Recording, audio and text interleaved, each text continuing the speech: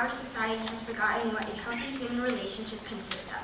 In our own homes, we watch those belonging to our own gender, race, and sexuality get abused, or even worse, due to the lack of virtues in society.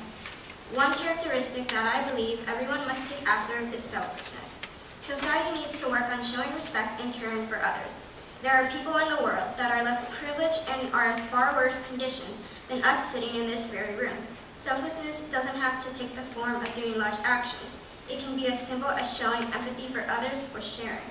If we were to all display selflessness in society, heartless actions would be eliminated in society and peace would occur. In addition to selflessness, I believe society must become more open-minded and accepting.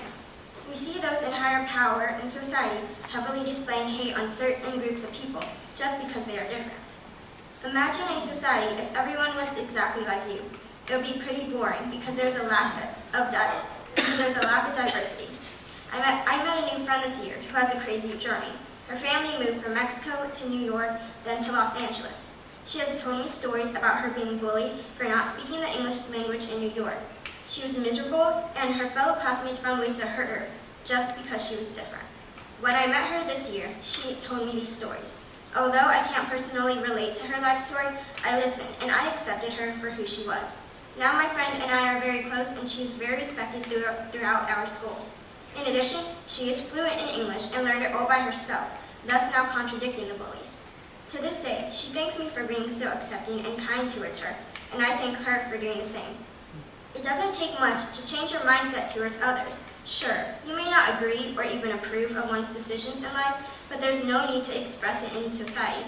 Think about it. Society will be much better off if we were to all love and respect those different from us. Lastly, individuals in society should strive to be inspirational towards others.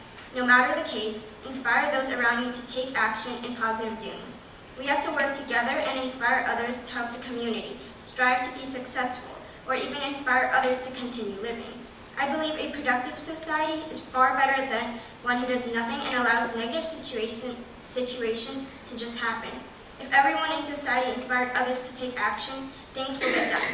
We wish and hope for things to happen, but it will only happen if we inspire each other as well as ourselves to put in the effort.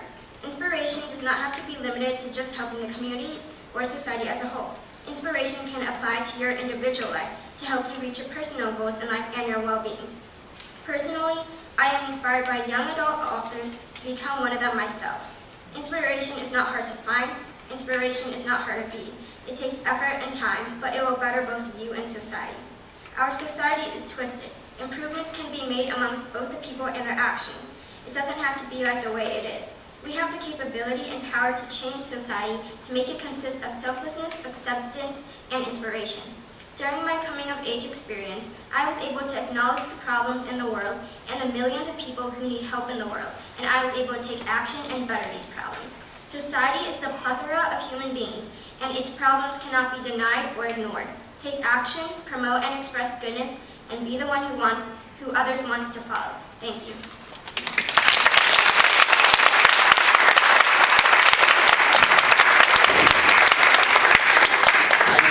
It's your boy, they saved the most opinionated for last. People all have their own political beliefs. These beliefs often conflict and can lead to greater conflict. I believe that to avoid this, it is not necessary to like or accept these other beliefs, but simply to understand them. When one can see how both they themselves and others have gained their opinions, they can truly understand how those opinions came to be. And even if they will never agree, and it is still less likely that people will come into conflict. And the animosity and hatred associated with differing beliefs can be destroyed. But this understanding can be difficult to achieve, because we are all doomed to live different lives. We will always have different opinions based off of our own experiences.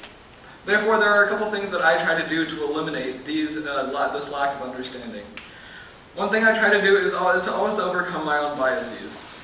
I try to greet opinions from all parts of the political spectrum with equal skepticism, whether it be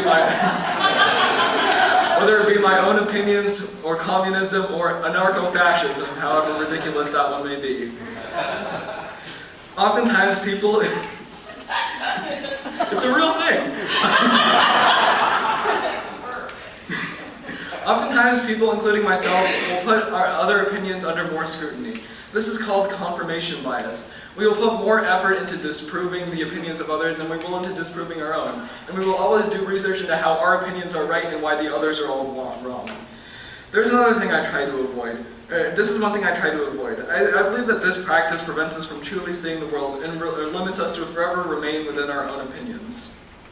Another important thing I think is important to do is trying to get outside of your own bubble. Here in California, we live in a bubble laced with a particular set of beliefs. And so these beliefs will often go unchallenged. Not to mention that with the internet, it is possible to make our own artificial opinion bubbles that support only our already existing beliefs. Go on any political subreddit and you'll see what I mean. This is not necessarily a bad thing, but it can provide solace and comfort to people. However, it also stops them from experiencing a wider variety of beliefs. Just as living in one area and experiencing only one culture for your entire life can limit your mind, so too can only experiencing one set of beliefs. Therefore, even if it makes me uncomfortable or angry or disappointed in the nature of humanity, I try to see the world through the eyes of other people too. When doing this, I try to see things as the other person sees them, how I think about how their opinions were formed. And however odd or outlandish I perceive their claims to be, I always find that I gain more understanding of their opinions through doing this. Even though this is a hard thing to do, and I'm admittedly not very good at it, I think doing these things can help provide understanding between people. And in doing so, it can eliminate some of the animosity and hatred we see in the modern world between people, simply for differing opinions. Thank you. Except for putting pineapple on pizza, that is unacceptable.